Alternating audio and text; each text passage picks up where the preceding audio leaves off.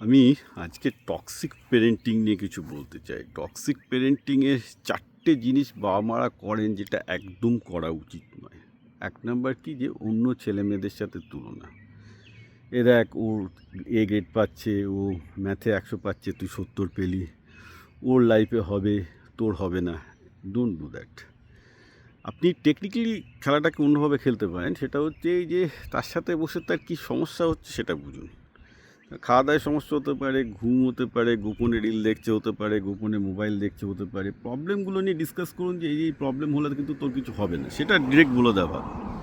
কিন্তু এ ভালো করছে, ছেলেকে খাটো করা অন্য ছেলের সামনে, যেটা সব বাবা মাই প্রায় বলতে গেলে করে 100%। Don't do that. নাম্বার 1। আর নাম্বার 2 হচ্ছে যে যদি ভুল করে, যখন একটু ধরুন রেজাল্ট কিছু খারাপ করলেও ডিসকারেজ করার দরকার নেই। রেজাল্ট খারাপ করলে দেখুন তার লার্নিং ডিফিকাল্টি কোথায় হচ্ছে, তার সাথে পেশেন্টলি জিজ্ঞাসা করে দেখুন যে লার্নিং ডিফিকাল্টি, তুই পড়াশোনা করিস নি, এই করিস নি, ওই করলে হবে না। আপনাকে দেখতে হবে তার লার্নিং ডিফিকাল্টি কোথায়। সে পড়াশোনা মানে বেসিক্যালি আমি আগার বলছি, পড়াশোনার ব্যাপারটা এই নয় যে কেউ 10 ঘন্টা করলে পড়াশোনা হয়ে যায়, 1 ঘন্টা করলে হয় না। কেউ 1 ঘন্টা করেও পড়াশোনায় অত্যন্ত ভালো রেজাল্ট করতে পারে এবং করে। এবং যারা ইউজুয়ালি পড়াশোনায় ভালো হয় তার একটা ভালো লক্ষণ হচ্ছে যে তারা বেসিক্যালি কম সময় পরেই ম্যানেজ করতে পারে। কারণ আপনার ছেলের যদি 10 ঘন্টা লাগে কোনো একটা টপিক কভার করতে, ইটস অ্যাকচুয়ালি ব্যাড। বুঝতে হবে যে তার লার্নিং ক্যাপাবিলিটি কম। এটা অ্যাকচুয়ালি আরও চিন্তার ব্যাপার।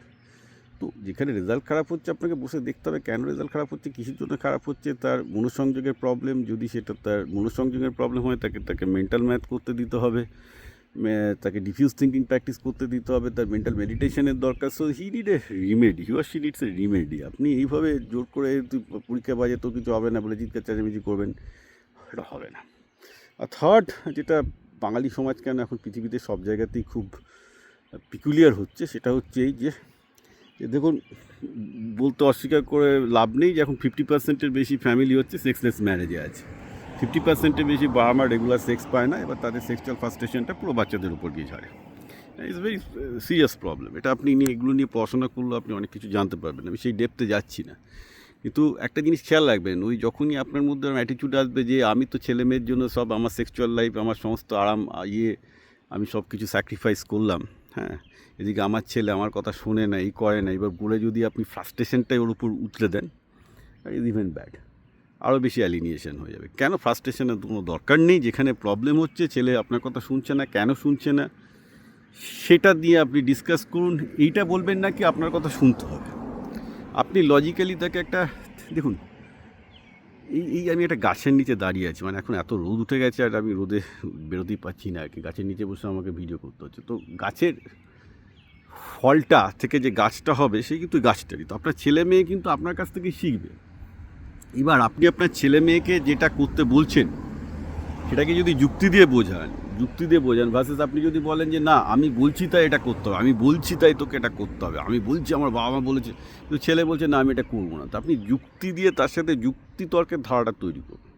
এইটা তো হয়তো আপনার ছেলের সাথে তর্ক তৈরি হবে, বাট তর্ক হওয়াটা আপনার ছেলের সাথে ভালো, রাদার দেন আপনি একতরফা বুকে যাবেন, বলবেন যে এটা করতে হবে। কারণ কি, দেখুন না, সে ডিফেন্ড করার চেষ্টা করছে নিজের পজিশনকে। ধরুন আপনি এই দিকে দিতে চান, আপনার ছেলে ওই দিকে যেতে চায়, আপনার ছেলে যে ওই দিকে যেতে যায় তাকে তার যুক্তিটা দিতে দিন। আপনি এইদিকে যাচ্ছেন, আপনার যুক্তি দিন, দেখুন আপনার ছেলের যুক্তিবোধ আছে কি না। কারণ কালকে তো আপনি থাকবেন না, কালকে আপনি মারা যেতেই পারেন। আর ভারতে যেরকম করে হার্ট অ্যাটাক হচ্ছে, তাতে লোকজন যে কোনো সময় টপটপ মারা যেতেই পারে বাইরে। ওকে, তো সেই হিসাবে আমি বলতে পারি যে যেভাবে ভারতে টপাটপ লোক মারা যাচ্ছে আজকাল অপরিণত বয়সে, তাতে আপনি কতদিন আপনার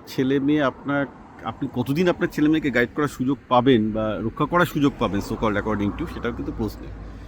সো আমার কথাটা ভালো করে শুনুন, টক্সিক প্যারেন্টিং বাদ দিয়ে লজিক্যাল সায়েন্টিফিক প্যারেন্টিং করুন। হ্যাঁ, আবার ছেলে মেয়েদের ধরুন এই যে বলছেন তোরা পারছে না, ছেলেটা পারছে না, আমি বারবার করে আমার ইউটিউব চ্যানেল বিপ্লব পাল 2000-এ যান, আমি বারবার করে বলেছি, আরে আপনারা সায়েন্টিফিক প্যারেন্টিং করছেন না, একটা ছেলে মেয়ের খেলাধুলা দরকার, খেলাধুলা না হলে তাদের হরমোনাল সিক্রিয়েশন হচ্ছে না, হরমোনাল সিক্রিয়েশন না হলে তার ব্রেন নিতে পারছে না, তার কর্টিসল হরমোন না থাকলে সে তার পরীক্ষা হলে তার টেনশন ম্যানেজ করতে পারবে না। এইগুলোর দিকে তো আপনারা নজর দিচ্ছেন, তো কী করে হবে।